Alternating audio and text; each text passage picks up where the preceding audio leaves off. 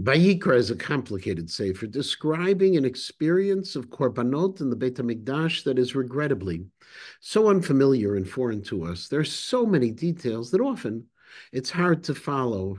And as a result, most opt to focus on the big picture, on themes and trends, and not details and particulars.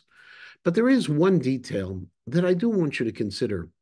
It's a halacha which appears in the middle of the laws of the flour offerings, the korbanei mincha, where we read lo ta'aseh chametz, that these offerings cannot be allowed to leaven, ki chol seor v'chol devash lo taktiru mimenu, because it's forbidden to add leaven or honey to the mincha. Instead, the korban mincha needs to be simple, just flour, frankincense, water, and oil, without anything extra. Not much different than the ways we fashion our matzot of today. But then just two psukim later, we're told, V'chol korban minchadcha b'melach timlach, that all menachot have to have salt. But if we're commanded to keep the mincha simple, why add salt? Recently, I came across two answers, both contemporary, both offered by great 20th century rabbis. The first was offered by Rabbi Norman Lamm Zatzal, the former Rosh Yeshiva and president of Yeshiva University, and the second was from the late Telzer Rosh Yeshiva of Mordechai Gifter Zatzal. In a sermon delivered 56 years ago, Rabbi Lamm explained that Judaism is a religion that celebrates moderation, challenges us to develop the kind of religious personality distinguished, in his words, neither by anger nor apathy, consumption nor by miserliness, manic joy, or somber depression. Rather, we need to seek the Shvila Zahav, the path of moderation.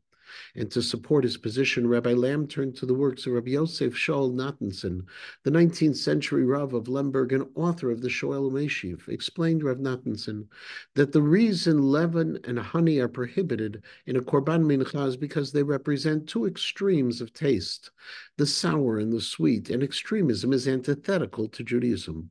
So why require salt? Said Rabbi Lamm, to teach us that even when we pursue a life of moderation, life still needs flavor. It needs some salt so that it's not bland or harsh, because salt enhances the flavor of the food. It brings out the best that is within, which is a lesson I could apply to so many aspects of our lives as we live in an era of extremes, whether it's in our legislators or our lives.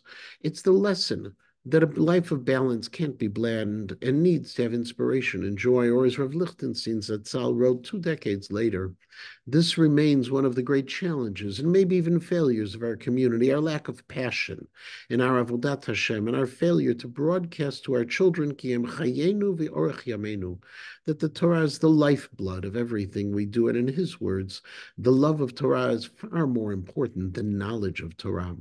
That's lesson number one. And the second one, the one that Rav Gifter taught, it's found in his Sefer Pirkei Torah, where Rav Gifter explained that the problem with honey and leaven is not that they are extremes, but that they're additives, additives that change the taste of the food. But salt, that's a different story, because it preserves and enhances the natural flavor of food. It brings out the inherent flavor within the food. To Rav Gifter, this presented a foundational principle in the service of God, that our avodat Hashem needs to be like salt, needs to bring out the inherent beauty within V'ayin Heitev. And consider this deeply, he concluded, which is also a key challenge of today, especially in this era when so many expect Judaism to be easy, when we forfeit, and I know I'll get in trouble for saying this, the opportunity to teach our children how to clean and kasher a home, opting instead to create a Pesach that's more like a fantasy vacation, fueled with fake sushi and Pesach-tika bagels. That's the equivalent of adding honey to the korban. Maybe it improves the taste, but ultimately it's artificial. And when it comes to the matters of the soul, authentic and not artificial is the place to be. Honey, leaven, and salt. They are 3 different flavors, flavors that remind us that moderation is the ideal, that additives often subtract, and that Torah's inherent beauty is the true spice of life.